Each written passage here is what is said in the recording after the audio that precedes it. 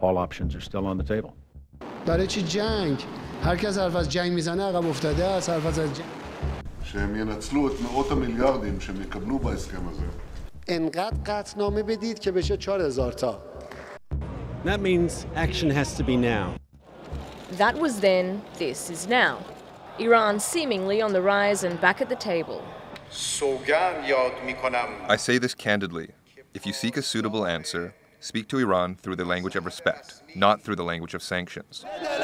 President Hassan Rouhani has brought the country back, and he's done it in only 2 years. Rouhani's allies have swept to power in parliament.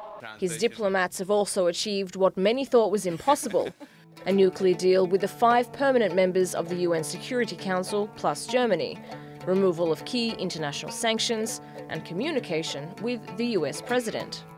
I felt that in speaking with senior European officials and also hearing President Obama, it seemed that they sounded different compared to the past, and I view that as a positive step in the settlement of the differences between the Islamic Republic of Iran and the West. And to many, this means a shift in US-Middle East alliance and its regional balance. It's taken almost 4 decades to get to this point, but centuries of struggle before it. In 1979, Iranians overthrew the Shah. Britain and the US had supported his rule, though it grew increasingly unpopular. Earlier in 1953, they had helped him with a military coup against Mohammad Mossadegh, the elected prime minister, and to many, a nationalist hero. The seeds of revolution were sown. And one man, Ayatollah Ali Khamenei, slowly emerged, eager to make change.